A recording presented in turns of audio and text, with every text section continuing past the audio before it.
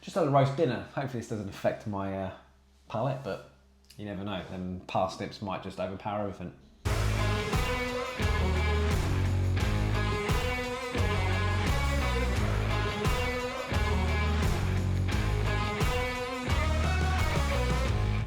Welcome back to some Jiggs reviews. So I'm going to do a little household staple tonight. It's another one of the samples, like I said before, for the 100th millionth time. It's working my way from the samples. This one, I'm sure, is in a lot of people's houses. I'm sure there's a lot of reviews in it as well. So if you're watching this one, then bloody hell, I made you pick this one to watch. But yes, Glenfiddich. This is their staple 12-year-old whiskey. I have had a full bottle of this at some point. I can't remember how or when or why I've got this, but I've got it. So I look back at my channel and I haven't actually done a review on this, so I thought, why not do it today? So yes, their signature malt. What does the little Tuberini say on the back of it? Matured in the finest Oloroso sherry and bourbon casks for at least 12 years. A whiskey is married in oak tuns by Brian Kinsman. Important information, this. Award-winning style. Yeah, that's all I'm glad about that. That's what I'm going to go for with that. If you want to know anything else, Google it, I'd say. But yeah, so 40%, as most standard on the shelf whiskies tend to be. It's a little miniature version of their sort of prism-shaped bottles which they have. Do I AB this? Oh, what have I got? I forgot. So I've got a few of the experiment ones. Check out my other videos of them if you would like. 14. Now we'll just leave it. We won't AB it. We'll just stick to this 12. So yes, here we are, glassed up. Let's get to it. Yeah, it's a lovely golden amber colour. I won't say amber actually, because amber's probably a bit too dark. I'll say it's a lovely golden colour. I couldn't possibly tell you. I should have checked. I'm so bad at going over stuff. I always have been. It's just how I am. Yeah, I mean it's 12 years, so that's probably the genuine colour. I don't know if it's non-chill filtered and so on and so forth. I assume so. Whatevs, mate. Whatevs. Let's just go with it, shall we? Legs are running down pretty quickly. It is only 40%. I'm not surprised. So yeah, let's just get into some noses and tasting. Just had a roast dinner. Hopefully this doesn't affect my palate, but you never know. Them parsnips might just overpower everything. As suspected or expected, real sort of irony, sort of currant nose. Getting all them sort of dark fruits, the plums and the raisins.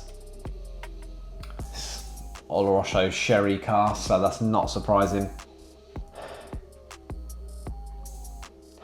It is more dark fruits and heavier tones rather than any like initial sweetness. Obviously coming from ex-bourbon casks, but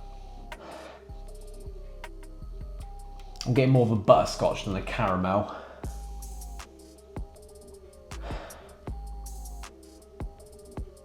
I am getting a slight banana-y nose in there as well. But all up front it is currants and plums and, like I said, dark fruits for the 1000th time. I'm definitely getting that irony, blood, sort of coppery nose to it as well. Slight spice in there.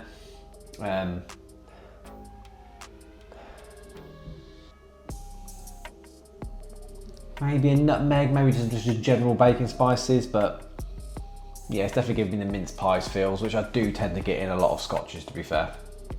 So yeah, let's get it down.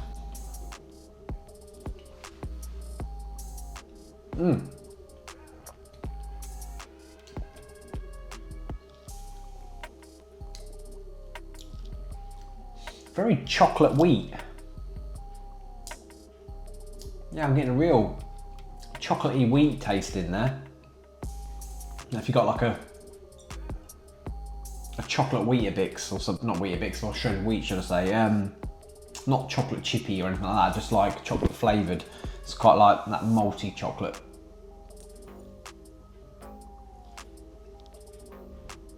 Not a lot of finish on that.